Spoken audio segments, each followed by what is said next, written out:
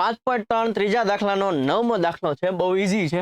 ચાલો અહીંયા આપણને s આપેલું છે એટલે sn વાળું ફોર્મ્યુલા લગાડશું. ઓકે, ચલો નાનું લગાડવાનું મોટું લગાડવાનું, તો કે ભાઈ n/2 n છે. ઓકે, a પણ છે, n છે નહીં, અને આમથી d શોધવાનું છે. d થોડું નાનું સૂત્રમાં આવે એટલે sn નું મોટું ફોર્મ્યુલા લગાડી દો. sn બરાબર n/2. ઓકે, અધરવાઇઝ તમે એમ પણ કરી શકો કે sn નું નાનું ફોર્મ્યુલા લગાડો ને તો તમને an મળી જશે. શું મળી જશે? an મળી જશે. ને an વાળું સૂત્ર લગાડશો ત્યારે તમને d મળશે. એમ પણ ચાલશે, અને મોટું ફોર્મ્યુલા ડાયરેક્ટ લગાડી દો તો પણ ચાલશે. ઓકે, બંને ચાલશે. નાનું લગાડો તો પહેલા તમને an મળશે, અને an વાળું ફરીવાર સૂત્ર લગાડો તો તમને d મળશે. અધરવાઇઝ તમે મોટું લગાડી દો, બંનેથી આન્સર આવશે. ઓકે, ચાલો sn કેટલો છે? 192. n કેટલું છે? તો કે 8 છે. a કેટલું છે? તો કે 3 છે. n કેટલું છે? તો કે 8 છે. ઓકે, આનાથી તમને સીધું d મળશે. sn થી n મેળવીને પાછું n વાળું સૂત્ર લગાડવું તો એ તમારે 2 વાર પ્રોસેસ થાય. આ તમને એક સૂત્રએ જવાબ મળી જશે.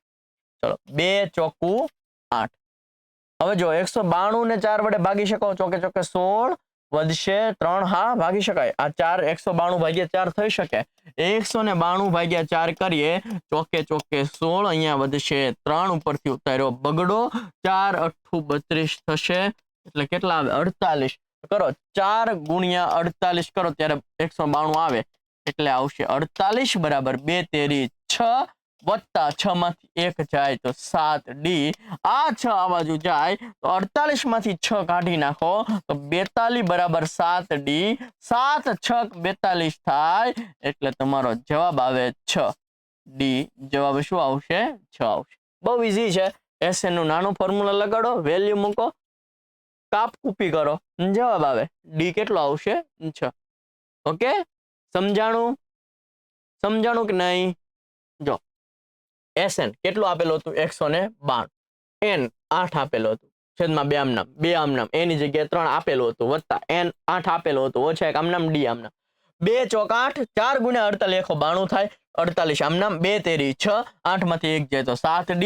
6 આ બાજુ જાય, 48 માંથી 6 જાય તો 42 બરાબર 7d. 7 6 42. જવાબ શું આવી ગયો? મજા આવીને? ઓકે, તો શું કરવાનું છે આપણે? લાઈક, શેર, સબસ્ક્રાઇબ, કોમેન્ટ કરવાનું છે. મેક્સિમમ વિડીયોને શેર કરી દો, આવા વિડીયો આવતા રહેશે. ઓકે, જય હિન્દ, જય ભારત.